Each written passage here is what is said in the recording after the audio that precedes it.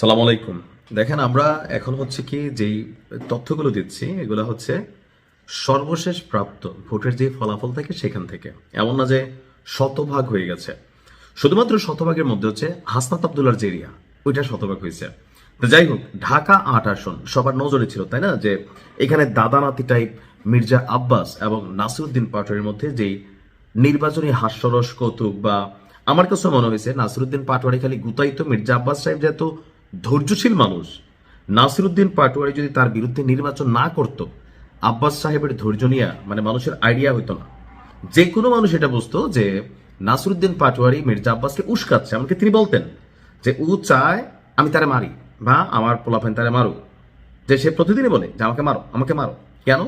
কারণ হচ্ছে সে এমন এমন বক্তব্য দেয় মির্জা আব্বাসকে নিয়ে, যে বক্তব্যগুলো দিছে, তো যে কোনো একটা হিট যদি হয়ে যেত, তার উপর একটা থাপ্পড় টাপড় পড়তো, তো কি হতো, একটা সিম্প্যাথেটিক একটা সিচুয়েশন তৈরি হতো। যাই হোক, কিছুক্ষণ আগে একটা নিউজ দিয়েছিলাম, নাসিরউদ্দিন পাটোয়ারি মির্জা আব্বাসকে মোটামুটি একটা কি বলা হচ্ছে টেক্কা দিয়ে ফেলেছিল। কিন্তু এখানে খেয়াল রাখতে হবে যে প্রত্যেকটা কেন্দ্রে যারা এখানে প্রার্থী আছেন তাদের নিজস্ব এলাকা অপর এলাকা থাকে।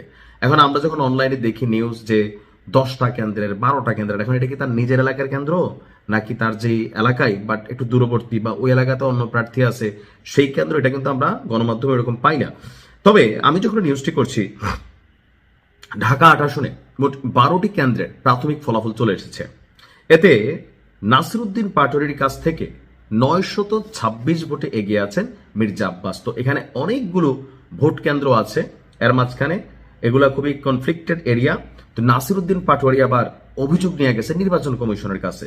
তার বক্তব্য, 6টা আসনে ভোট কেন্দ্রে ভোটের যে গণনা বা কি বলে যে ফলাফল, এখানে আসলে কিছু প্রশাসনিক ঝামেলা বা ইলেকশন মেকানিজম চলছে।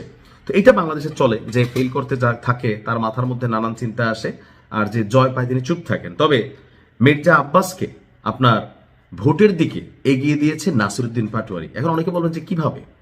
কারণ হচ্ছে মির্জা আব্বাসকে নিয়ে নাসিরউদ্দিন পাটোয়ারি প্রতিদিন যতগুলা কথা বলেছেন, সাধারণ মানুষের কাছে নাসিরউদ্দিন পাটোয়ারিকে নিয়ে নেগেটিভিটি তৈরি হয়েছে। আর বিএনপির তো একটা বড় ফ্যান বেস আছে, সেটা আলাদা। কিন্তু আম জনতার মধ্যে যে মির্জা আব্বাস যে ধৈর্য দেখিয়েছেন, সংযম দেখিয়েছেন, সেই জায়গাতে সবার কাছে মনে হচ্ছে যে না, লোকটার ধৈর্য আছে, প্লাস তার রাজনৈতিক একটা ব্যাকগ্রাউন্ড তো আছেই। আমি যখন নিউজটি করছি, বেসরকারি প্রাপ্ত ফলাফল অনুযায়ী ঢাকা ৮ আসনের 12টি কেন্দ্রে 7,423টি ভোট পেয়েছে মির্জা আব্বাস। অন্যদিকে নাসিরউদ্দিন পাটোয়ারি পেয়েছে 6,497টি, অর্থাৎ 926টি।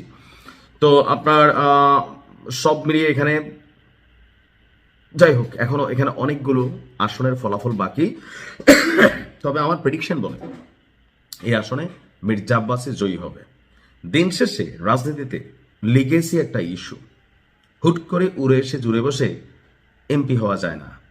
এখন কিছু জায়গা হচ্ছে কপাল, হাসনাত আবদুল্লার পুরাটাই কপাল। মঞ্জুরুল হাসান মুন্সি তিনি এখান থেকে ছিটকে গেছিলেন, কিন্তু দেখেন বিপরীতে ট্রাক 26,000 ভোট কিন্তু পেয়ে গেছে গণ অধিকার পরিষদের যে প্রার্থী। তো সবকিছু মিলিয়ে দেখা যাক কি হয়। তবে নাসির পাটোয়ারি আমার মনে হয় না যে তিনি এখানে জিতবেন। তারপরেও ভোটের ফলাফল সময় বলে দিবে। বাট মির্জা আব্বাস এগিয়ে গেলেন। ভালো থাকুন, আসসালামু আলাইকুম।